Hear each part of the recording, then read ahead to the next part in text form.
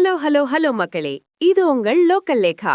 மத்தவங்க எல்லாம் இலவசங்களை அள்ளி வீசும்போது பண்டைய வாழ்வியல் முறைய கையில எடுத்துட்டு வராரு சீமான் பாஸ்.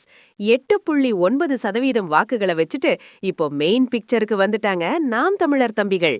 இன்னைக்கு வெளியாக போற அந்த அறிக்கையில என்னென்ன ட்விஸ்ட் இருக்கு? இதோ அந்த 7 அதிரடி ரகசியங்கள்.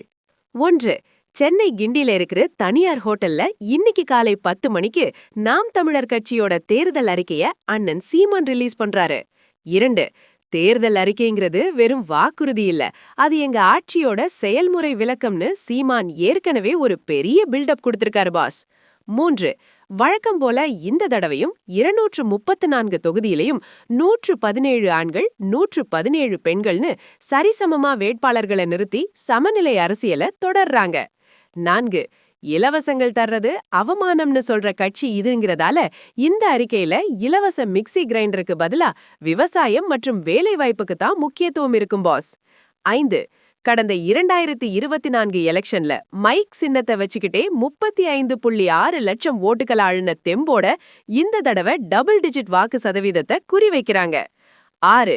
சொந்த மண்ணுல நின்னு ஜெயிக்கணும்னு முடிவெடுத்த சீமான் இந்த தடவை காரைக்குடி தொகுதியில நேரடியா களமிறங்குறது இப்போ கன்ஃபார்ம் ஆகிடுச்சு பாஸ்.